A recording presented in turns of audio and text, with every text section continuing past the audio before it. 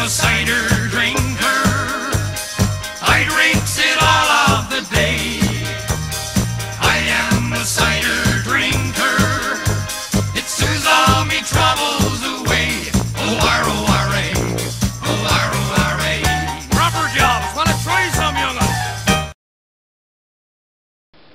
Hello there, ladies and gentlemen, and welcome to another episode of The Cider Drinker. On today's episode, I'm going to be bringing to you another Weston's type cider, although it is one that's slightly different than the rest of them, and I do so happen to have it right here with me. It is Old Rosie Scrumpy.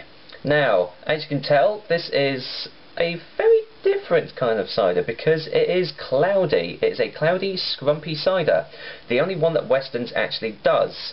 Now, I've only tried a couple of scrumpies before in my life, so I don't really know what I'm gonna be expecting from this one. But hey, there's only one way to find out, isn't there?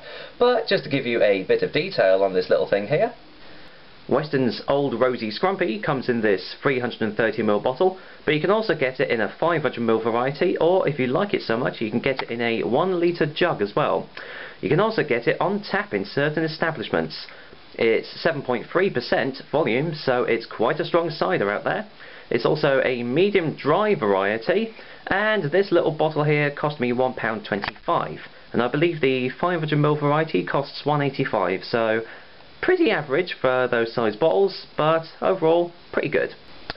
Now, bottle-wise, I quite like it, although I don't really know what a steamroller's got to do with cloudy, scrumpy cider, although I think what they were going to go for was kind of like the old traditional type cider labels with this one, because it's got a nice old-style font on the front.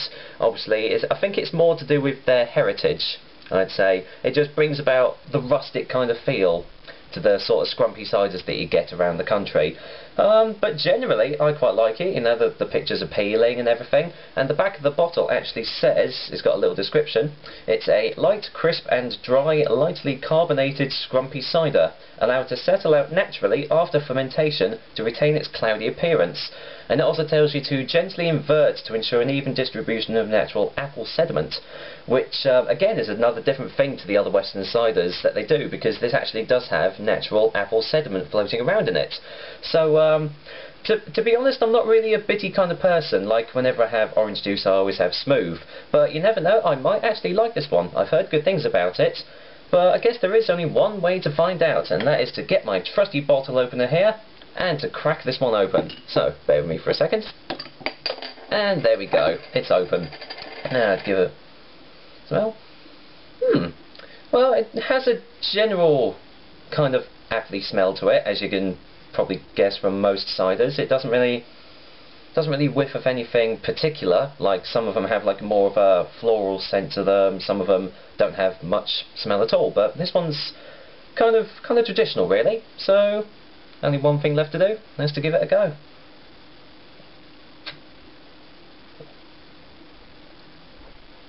Ah, that's really nice. That is a really nice cider. It says it's medium dry, although it does taste rather sweet for it being a medium dry cider, which is kind of surprising. And a very, very overwhelming sensation of apples as well. Let me just get a second opinion.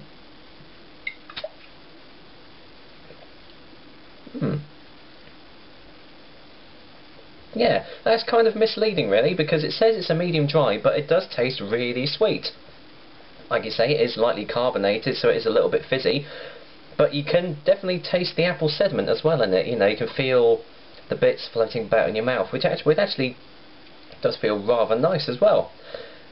Yeah, very, very sweet, and the aftertaste, I don't know, it has kind of a typical apple-y aftertaste to it. You know, it's actually really quite nice, very easy on the palate. It's very easy to drink, I feel. In fact, I'm going to go for a third one.